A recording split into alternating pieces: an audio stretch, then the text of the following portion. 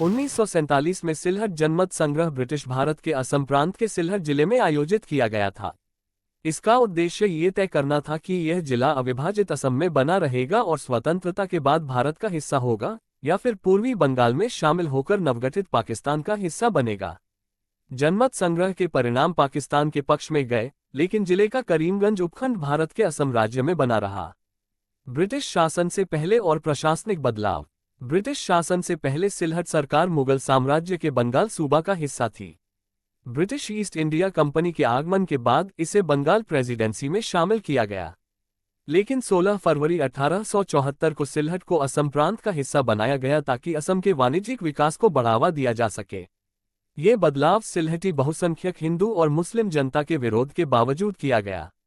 हालांकि यह विरोध तब शांत हो गया जब वायसराय लॉर्ड नॉर्थब्रुक ने सिलहट का दौरा किया और आश्वासन दिया कि शिक्षा और न्याय का प्रशासन कोलकाता से होगा। साथ ही सिलहट के हिंदू जमींदारों को असम की चाय बागानों में रोजगार और अपने उत्पादों के लिए बाजार का अवसर दिखा। विभाजन और पुनर्गठन। 1905 में बंगाल के पहले विभाजन के दौरान सिलहट को अस्थायी रूप से पूर्वी बंगाल और असम के साथ जोड़ा गया। हालांकि 1912 में इसे फिर से असम प्रांत का हिस्सा बना दिया गया। 1920 के दशक तक सिलहट को बंगाल में पुनः शामिल करने की मांग बढ़ी, जिसका नेतृत्व सिलहट पीपल्स एसोसिएशन और सिलहट बंगाल पुनर्मिलन लीग जैसे संगठनों ने किया। हालांकि बाद में कुछ नेताओं ने असम की चाय व्यापार में लाभ को देखते हुए इस मांग का विरोध किया। 1947 का विभाजन और जनमत संग्रह। भारत का विभाजन धार्मिक आधार पर किया जाना तय हुआ।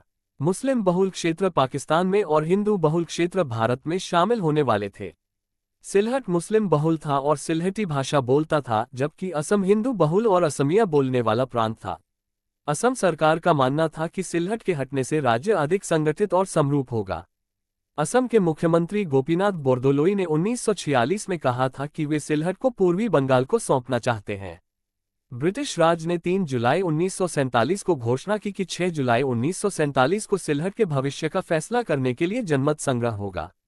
जनमत संग्रह शांतिपूर्ण रहा और बहुमत ने पाकिस्तान में शामिल होने के पक्ष में मतदान किया। परिणाम: 18 जुलाई 1947 के भारतीय स्वतंत्रता अधिनियम के तहत यह निर्णय लागू हुआ। 17 अगस्त 1947 को प्रकाशित रेडक्लिफ रेखा के अनुसार सिलहट के कुछ क्षेत्र, मुख्य रूप से करीमगंज, भारत को दिए गए। हालांकि करीमगंज मुस्लिम बहुल था और पाकिस्तान के पक्ष में मतदान किया था। बाकी सिलहट पूर्वी बंगाल में चला गया, जो 1971 में बांग्लादेश बना। ये परिणाम असमिया जनता द्वारा बड़े पैमाने पर स्वागत किया गया। Important question and answer Assamese language. महत्वपूर्ण प्रश्न और उत्तर डिस्क्रिप्शन में दिए गए हैं।